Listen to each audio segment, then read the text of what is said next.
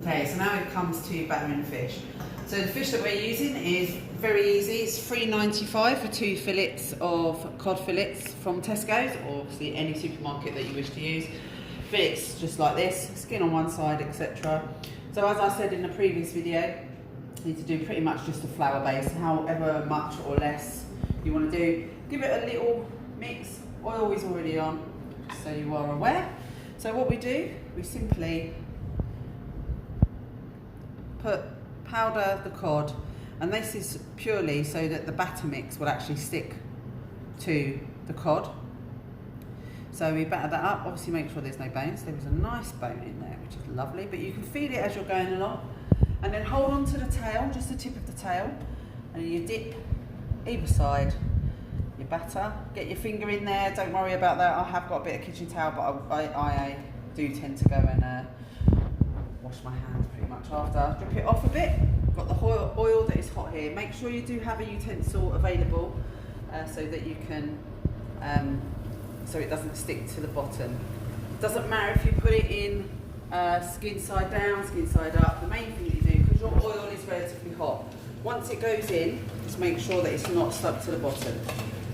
So it's cooking away quite nicely there. We literally just leave that to cook away. I do have some kitchen towel here, which is just so that once it's done, I can pop it onto the kitchen towel to drain any excess oil that I don't wish to have on there.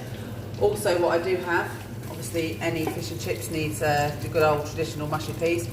Not that good, didn't make my own mushy peas, so I bought good old Harry Ramsden mushy peas, which can be really good.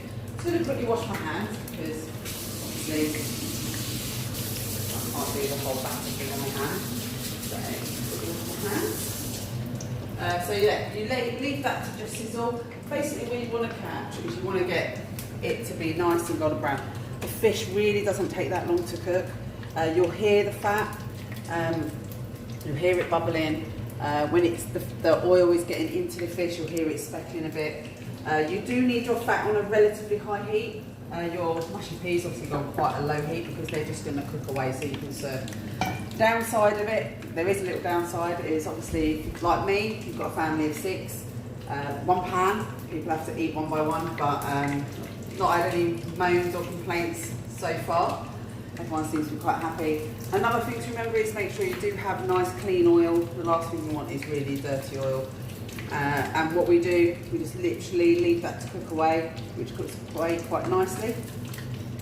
Quite pale at the moment, towel's purred up. Again, don't worry about it. Basically, you're going on the colour of the batter. Once the batter has gone like a golden brown, leave it a little bit longer so it gets more of a darker golden brown. And that's when you need to lift it. What I'll do, because this is probably going to take probably another 2 minutes just to make sure that I've got the golden brown. We'll come back to you with another video when it's pretty much done, just so that you can see the consistency. We'll come back just before so you can get an idea of what it should look like, etc. But that is literally going to cook away until we do the next video. Okay, we'll see you shortly.